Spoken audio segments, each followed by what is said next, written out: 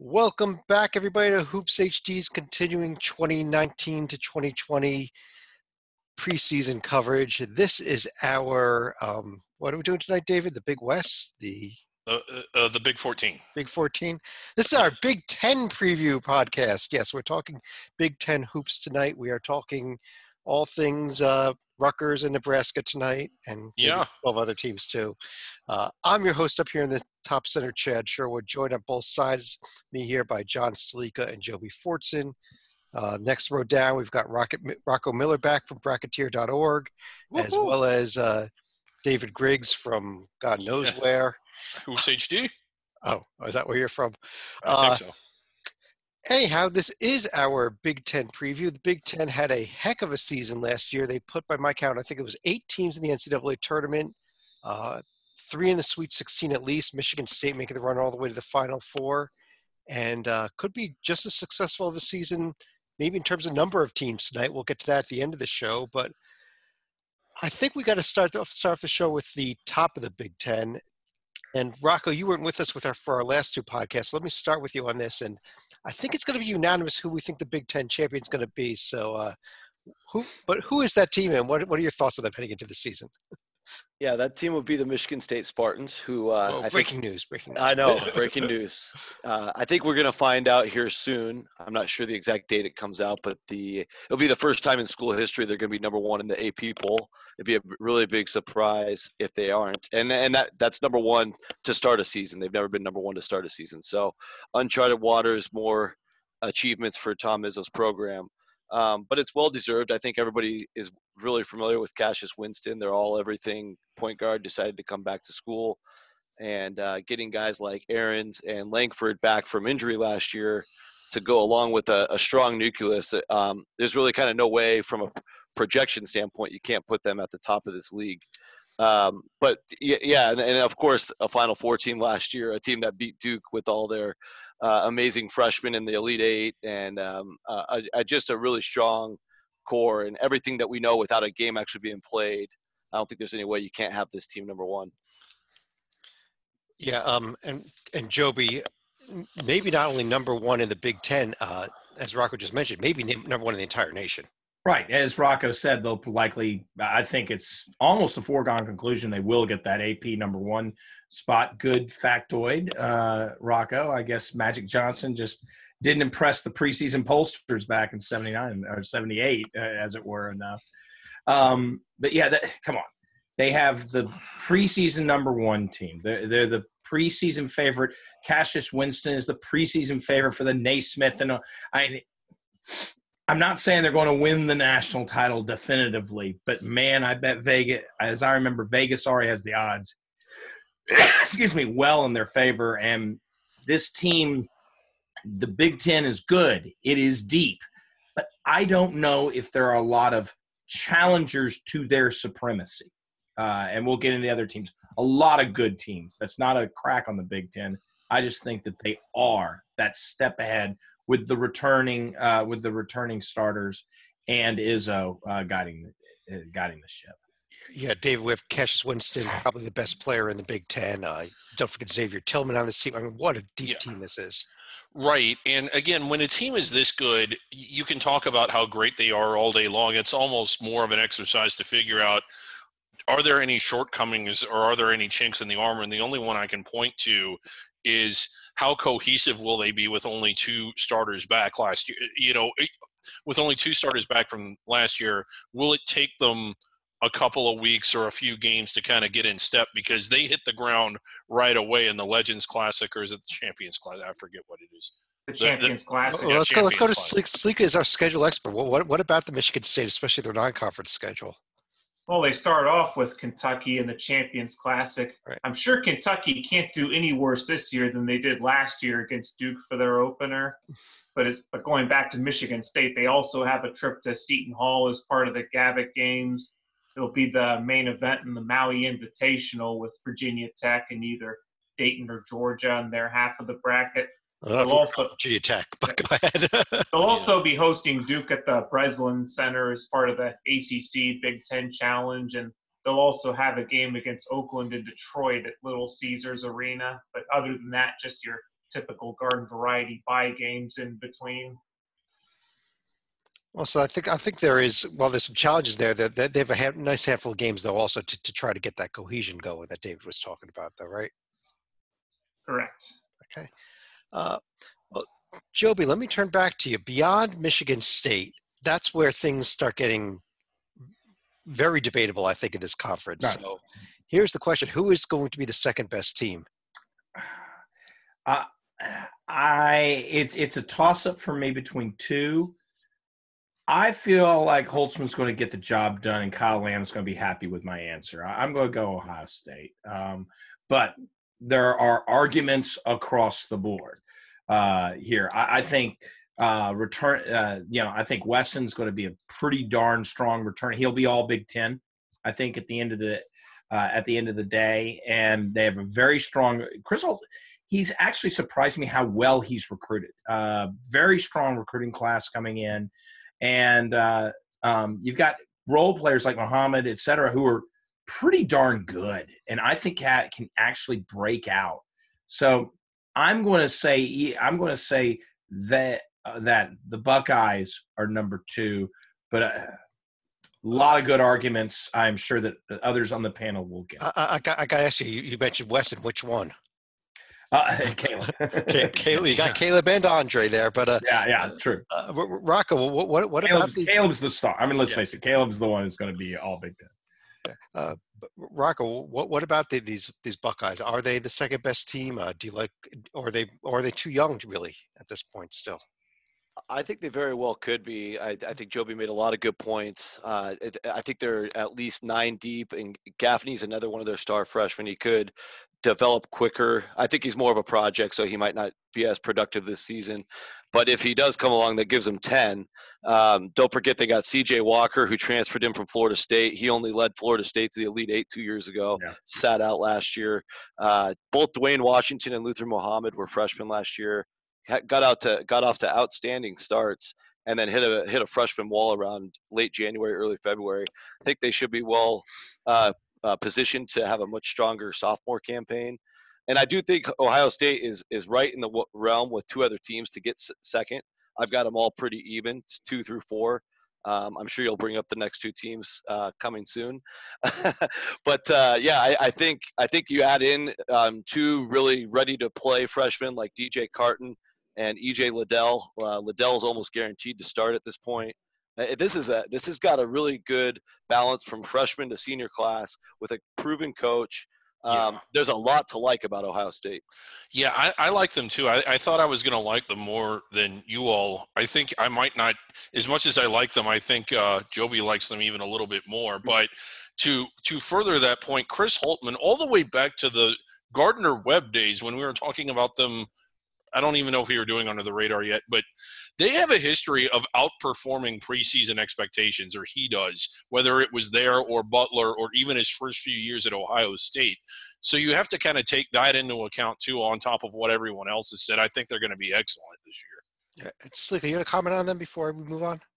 I was a little surprised Joby did not stay within the Beltway for the team in second, and that's going to be the Maryland Terrapins, because they've also got 7 out of their 8 top players returning. That's including Anthony Cowan, Daryl Morsell, Jalen Smith, and Eric Ayala. This was a team that was also, shall we say, in a couple close games in the NCAA tournament. They survived their first-round matchup against Belmont, but lost a heartbreaker against LSU that denied them a trip to the Sweet 16. They're going to have their own chances as far as advancing at least to the Sweet 16 and beyond. They'll be in the Orlando Invitational this year with Temple as well as Texas A&M and Harvard. So they should be able to win that field. And they'll also have tests against Notre Dame and Seton Hall coming up in December. Well, Joby, he mentioned Beltway, your area there. I guess my question with Maryland is how do they make up for Fernando being gone? That is probably the reason. I mean, Jalen Smith's going to have to carry more of the load. Mm-hmm. I like Jalen Smith a lot. But that was, I think, Fernando going, and I mean, he went early. I don't agree with his move personally. I think he could have. I think he really could have improved his draft stock by staying. But the fact of the matter is that loss is why I said Ohio State. I can take arguments all day on why Maryland is. When Rocco mentioned 3 teams. I actually only see 2 and it's Ohio State and Maryland. And I'm an all-comer on taking arguments on them, but it's that loss that has them. It'll be one of those deals where that on a 20-game schedule, one team will be like 14-6 and the other 13-7. That sort of thing. Well, Rocco, 14-6 on a 20, yeah. Rocco, he kind of called you out there. Was Maryland one of your next other 3 teams, and who was the third? I guess also. Yeah, definitely. And in fact, I do have Maryland second if I had to break all the ties here. But I do think I'm maybe giving a little respect to this program because I read a stat earlier today. There's only a handful of teams that have finished in the top 20. I think there's 6. Top 20 in Ken Palm the last 4 years straight. 4 of them are obvious. I think it's like Carolina, Duke, Kansas, Kentucky. Another one's fairly obvious. I think that's Michigan State. The 6th one is Purdue. And I have a lot of respect for the way they've built this program. I think that what they bring back is significant. I think the key will be, can Noel Eastern come in and take on a larger role? Obviously, Carson Edwards leaves a big hole, and there's a lot of watching him do his magic, especially late in the season last year. But I do like this roster a lot from top to bottom. A good amount of experience, 1 through 8. And a handful of freshmen that can contribute, like Isaiah Thompson, right off the bat. I think Thompson has actually a chance to start. So I'm giving Purdue kind of benefit of the doubt. They've got the track record, and they certainly look like at least a tournament team. I think they could work their way up to protected seed area if they do what they've showed us before. Well, and David, it's interesting. I think what I've read, it was 7 of the top 10 scorers are back for Purdue. But on the other hand, Carson Edwards is going. Ryan Klein is also going a double-digit scorer. Yeah, as far as my take on Purdue is this, and I kind of said this in that recap and response that I know everybody's read already. And by everybody, I mean the millions and millions of people watching this. But most people kind of forget at the end of the season how the season unfolded. And forever, I think as late as February, we were talking about how Purdue didn't have that monster protected seed caliber win. So they didn't really become that Elite 8 caliber team until late into the year. I could kind of see them going through a similar process this year where they start off, they're good, but they drop some games early that as they improve throughout the year, they're not going to be dropping. I think that Purdue will finish playing better than what they started playing, and I'm basing that what they did basically the last 2 years. So at the beginning, while I think they might struggle and they're certainly going to be missing key pieces, I do think throughout the year that players will step up and they'll again kind of be Sweet 16 or maybe even a little better by the end of the year. Right, Elite 8 run last year for the Boilermakers. Let's kind of take the next step though, and they had a lead over the national champions with less than 3 seconds to go when Virginia was about 70 feet from the basket. As did everybody Virginia played the tournament last year. Well, and here's the thing. I think David's point's excellent. I will defer to Stalika on this. All of my points are excellent. Purdue, to their credit, we were skeptical because they entered Big Ten play at something like 7-5 outside conference. But those 5 and a lot of those 7 were against tournament caliber teams. If they do that again, yeah, they could be 7-5, but I believe that strengthens you down the stretch. And the last point I'll say is, well, they're returning everybody, but except they lost Carson Edwards. That's like saying, well, the Bulls can still win. Jordan's going and playing baseball, but they returned everybody.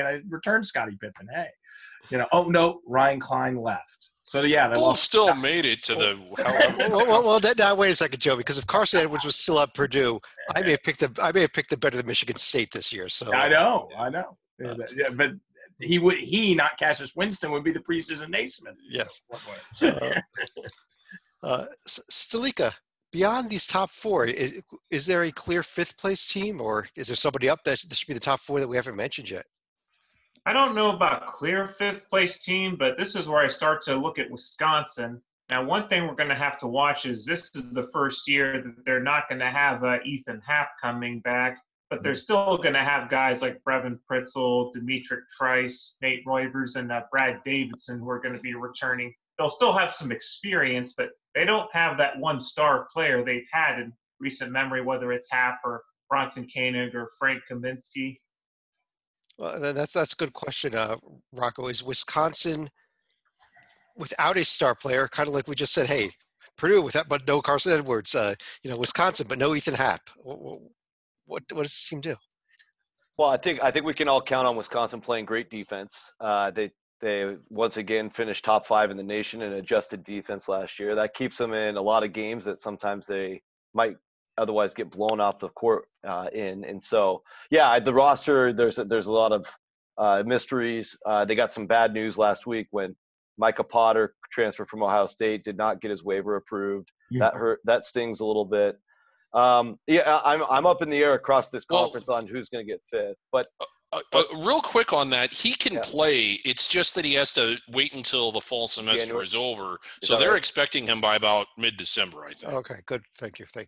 Yeah. Thank you. I wasn't sure on that. So, so I think overall, I like the way Wisconsin plays. Their defensive style keeps them in the games. I will pencil them into 5th. Somebody either has to tie for 5th or get 5th. But I think it's a total toss-up across the league who gets into the spot.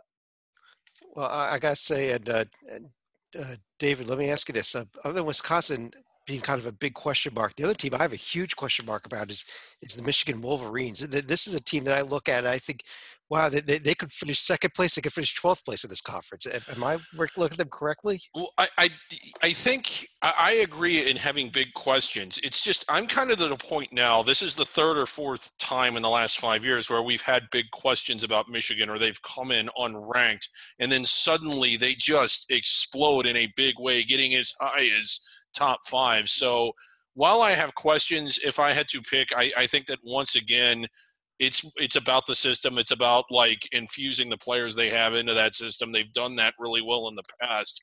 I would think that they would do that again. But you have a new head coach, so this is also so it may not be the same system. Well, yeah, that's true. Never mind. Go back. Go back. Well, Joby, why don't I ask you about Michigan then, with Howard coming in as the new head coach here and taking over for Beilein? I'm skeptical, but I'm knee-jerk skeptical to these moves, such as the dual moves of Chris Mullen and Patrick Ewing, and I think actually both, despite Mullen not surviving this offseason, did better than expected. So I maybe should temper my skepticism of, former player, doesn't know what he's doing on the, inside, in the box. The bigger issue is, their top 3 scorers are gone. That's the bigger issue. I mean, Howard's going to be able to recruit. Maybe he builds a team over time. This isn't the year. This Beilein would have had, if Beilein were the coach, we'd be talking about them in this position, is my point. Yeah. Well, that's what I meant. If Beilein were still the coach, I didn't forget. Where's the buzzer? Sleek, you had a comment. But I think we'd be talking about – we talk a lot about – Go ahead, John.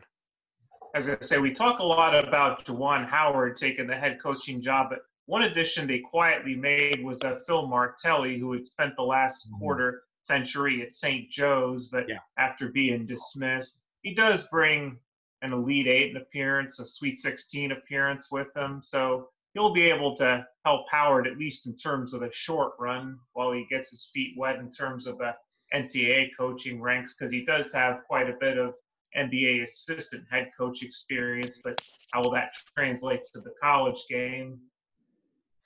Well, Rocco, let me ask you this. If it's not going to be Wisconsin and it's not going to be Michigan, who is the 5th place team?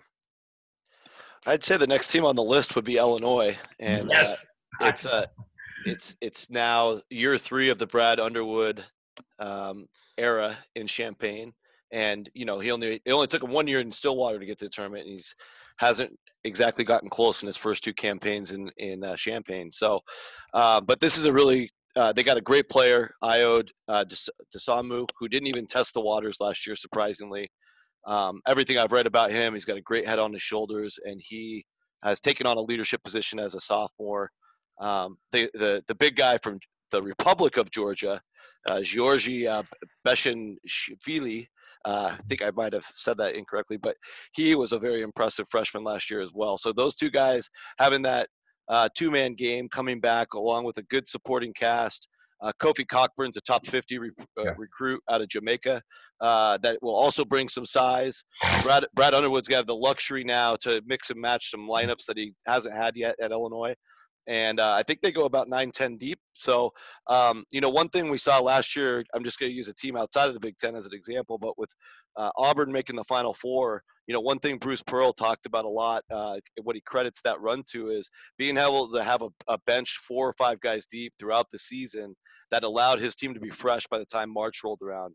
Play a lot more games when March rolls around. That makes a big difference if you can make a run or not.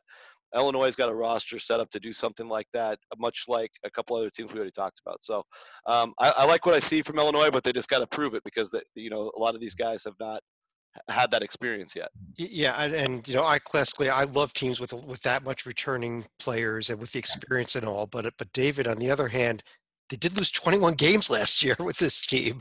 Yeah, and I'm having a little hard. I mean, I could foresee them making a huge 180 and being in the tournament this year. But yeah, when you're coming off of a 20-loss season, I have more questions than answers about them. I'm not ready to predict that they're going to be that good, but not that I would rule it out, but I'm not as sold on them as I think everybody else is. Nor am I sold on Michigan, who lost their coach. Okay. Joby, let me ask you about another team that is, I think, one of the biggest question marks in the Big Ten is over in Iowa, where Jordan Bohannon coming off of a May surgery and still not certain if he's going to play, if he's going to just take a redshirt year. What I'm hearing is Bohannon is intending to at least try playing. He could probably still get a medical redshirt if he plays 9 or less games, I think is the rule. So, right. But I mean, that's a huge difference of what this Iowa. That makes it completely unpredictable. I think how this will turn out is Bohannon, and it does pivot around him. I think it will pivot. He'll be back. I think he will be, from what I've read, he'll be available sooner, like February. Is essentially when he'll be available. They're basically going to say is, can Iowa make the tournament at that point? And if Iowa can make the tournament, I think he plays. And if Iowa's had just a fall off the cliff type year, I don't think they will. But if they've had a fall off the cliff type year, I think he just sits in redshirts. Yeah, or at least does the minimum needed and makes sure he's completely 100% healthy, before coming back and uses the 8-9 games or whatever the rule is. Well, Stalika, what does their schedule look like if they've got to pick up wins? Well, assuming Mount McCaffrey doesn't erupt by the end of the year, you have to look at possible games against Texas Tech and either Creighton or San Diego State as part of the Las Vegas Invitational. They'll still have the rivalry game at Iowa State. They go to Syracuse as part of the ACC Big Ten Challenge, and this year they'll also be going to Chicago for a neutral game where they'll play Cincinnati in the United Center. Well, Rocco, if I had to ask, is Iowa the top half of the Big Ten team or a bottom half of the Big Ten team? How do you answer that question? It's hard to answer because I think we would all agree if Bohannon were theoretically healthy all year, we'd probably all have him in the top half. I think with not giving him the benefit of the doubt, they got to be in the bottom half. But, an interesting team. Joe Wieskamp is still a really great player, tested the NBA waters last year. Fran McCaffrey gets to coach 2 of his sons this year, and the incoming freshman is supposed to be a pretty darn good recruit. So I think they'll still make some noise. Good job by Coach McCaffrey landing that one. 2 less scholarships to worry about there. Yeah. So, I think Iowa will still be a really interesting team without Bohannon. I just don't think they'll have the goods to get to the tournament. Well, Salika, is there anybody that you're looking at in this conference that is a tournament caliber team that we haven't discussed yet? I wouldn't say for sure they would be a tournament team, but one team I'll be curious to see how they do coming off of a second round appearance is going to be Minnesota here. I got to kind of agree with you there. Minnesota, David, historically, every year I think we hate this team heading into the season, and every year they find a way to get on the bubble, if not into the field. So and into the field and into the round of 32 last year. So Richard Pitino a couple times has surprised us. Again, a few more questions than answers, but they do have some pieces that you kind of like there. What about a team that you haven't really mentioned yet? Was one that started off 12-2, that got into the rankings, that had a big win against Michigan State, among others, last year, but that had way too many losses against a really tough schedule. Where is Indiana this year? Okay, well, and then that's a good question. Why don't we answer both? Joby, let me throw both of those questions on you. Where is Minnesota? Where is Indiana, other than in Minnesota and in Indiana? I actually like Minnesota for the tournament. I really do. I think they could have a reprieve of what they did last year. They have the nice pieces. Arturo Einen is a newcomer that's going to be, I think, very valuable. Indiana has been is one of those programs. UCLA is another. It's like there's no excuse. This team has tradition. It's known for college basketball. And for some reason, they're stuck in the mud. Unfortunately, until they get a tow truck of some sort, I think they're going to remain stuck in the mud. And I don't think they're going to make the tournament. They're going to be in the NIT again. I just don't. They're going to have to rely on freshmen. I just don't see it. I really don't. And I know Galen's going to scream at me over that, but by midseason, he'll nod and say, "Oh, yeah, you were right." I got to tell you, we are talking Indiana here, David. Is Archie Miller suddenly be on the hot seat in 2 years into his? Maybe. The expectations were high when he got there, and they certainly wanted them into the tournament more often than not. He hasn't gotten there yet. Unreasonable or not, that's an interesting discussion. But if they don't make it again this year, I think he would be, fair or not. It is Indiana, like you said. Rocco. Beyond Indiana, we haven't mentioned yet. I've seen a little bit of love out there for this Penn State team. Is there any justification in that? I think so. I mean, you got Lamar Stevens as a senior now. I mean, he practically averaged 20 points, almost 8 boards a game last year. They also bring in a couple nice transfers. Isaiah Brockington from St. Bonaventure sat out last year. Played decent minutes for the Bonnies as a true freshman.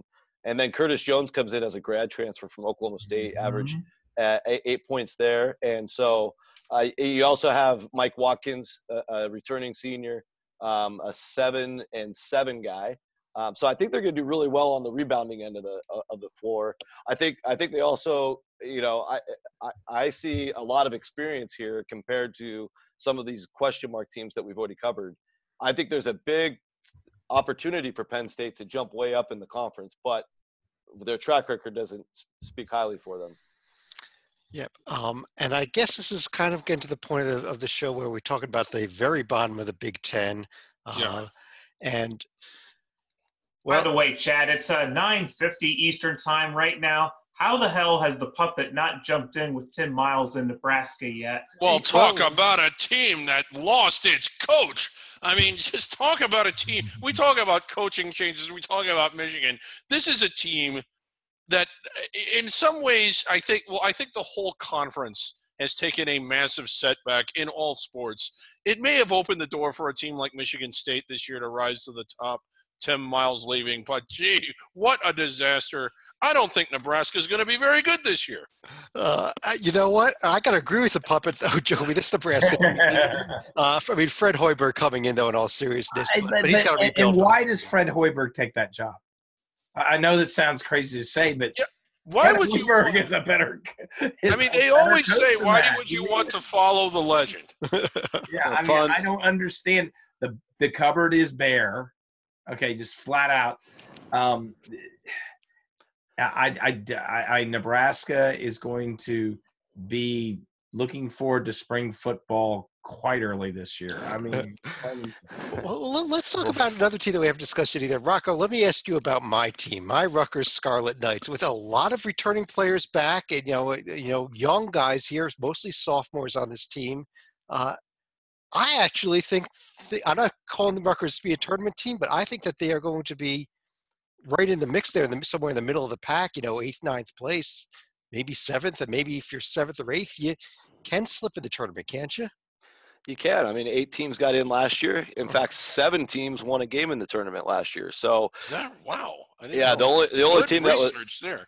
yeah, the only team knocked out was Wisconsin by Oregon of the Pac-12. So, Rutgers, I like these sophomores that you guys have coming back: Chad Mathis, Harper, Miles Johnson, Gio Baker, yeah. Yeah, Gio Baker. Yeah, he's a junior. He's a junior, but yeah. But I think the big stab to the heart was when Eugene Omarui, took off. That was tough. But I do think, again, I think everything from 5 almost down to 14. Nebraska's got a ton of question marks. 11 newcomers. You guys just talked about them. They're terrible. Northwestern's got a funky team, but Rutgers, Penn State. I mean, if you've been hanging on for hope all these years, this could be your year. Right. And you're right. This is a year where it is kind of wide open after that number 1 team. I'm not saying Rutgers is finishing number 2, but hey, could always happen. Stalika, there is one team we have not yet mentioned, other than just briefly in passing. That is Northwestern. Any thoughts on them for this year? My only thought is that just about everyone that was involved in their 2017 NCAA tournament run that actually got a win, all gone now. All gone. But you know what? I'm not. I don't think that's the end. I think there's a team that in a couple of years can get itself built back up. But they have a very strong recruit in Robbie Baran, right, who's coming aboard, might help them. But Rocco was exactly right. He said it perfect. They are indeed funky. They smell awful. Well, I actually made that comment. They have one of the most interesting stories in college basketball. I'm not sure if you guys have heard about this, but an All-American, I think he might have actually been the National Player of the Year in lacrosse last season for Loyola Greyhounds. His name's Pat Spencer. He actually ran out of lacrosse eligibility, but he was a star basketball player in high school. He decided to do a Greg Paulus and come to Northwestern and try his hand at basketball, and he's on the roster, and he's projected to be part of the rotation. So that is a very interesting story. That is incredible. That just goes to show you that you don't even have to play basketball to play basketball at Northwestern. and this is Northwestern here, so I assume he's smart enough not to run out with a lacrosse stick to the basketball court. I guess on that note, that is the team. So I want to do is run through each of you now and ask you a couple of questions. Number 1, how many bids do you see this conference getting? And number 2, if you have any other thoughts at all, any other final thoughts about the Big Ten. And Joby, let me start with you. I've been pulling back bids from some conferences, the ACC, for instance, them where they've been. A lot of those bids are going to flow here. The Big Ten will have the most bids of anyone. I am calling they up it from last year to 9. Wow. Yeah, 9 bids. And remember, I have Indiana out among those 9 even. But they could get in. But the reason why is because of how the structure is. My final thought is, let's compare them to the ACC. The ACC probably doesn't have, it's a shoe-in 1 seed unless you think Duke, maybe Duke. But for the most part, you see 4 protected seeds and maybe 1 or 2, middle of the pack type teams. The Big Ten is the exact opposite. 1 elite team, and it's really elite, Michigan State. And then all those other 8 bids plus an NIT, a team like Indiana, et cetera, that I have, eat up a lot of the middle. And they'll beat each other. And they're lucky they have 3 dregs at the bottom. So, to rack up some wins to get, I think the 9th place team, the Big Ten, still going to have a winning record thanks to the bottom group and the fact they play each other. So, or at least 500. So that equals a lot of bids. And with some other conferences having fewer bids this year, 9 for the Big Ten. 9 for the Big Ten. Stalika, you up as high as 9 bids? I'm not going to say 9 teams. I'll probably be a little more conservative and say 7. I'm absolutely positive on 5 of them with Michigan State, Maryland, Ohio State, Purdue, and Wisconsin. The next 2 are going to be a little bit iffy, but I would probably say at this point, Minnesota and Michigan would be a couple of my picks. Minnesota, Michigan. I think Illinois is the other one that I'd have in there. I think I'd be at 8 with those being the 8 teams myself. Rocco, your thoughts and any other thoughts about the Big Ten? Yeah, I think it's well, one thing to point out just about the Big Ten in general. This marks now 20 years since their last national championship, so no pressure, Michigan State, who actually did do it in 2000, as we know. Yeah, I think I'm having a tough time with the middle of this conference, as you could probably tell by some of my comments. I'm going with an average of 7. I could see, if the non-conference was an overall disaster for Big Ten expectations, as low as 6. I think Joby's right. If everything breaks right, they could get up to 9.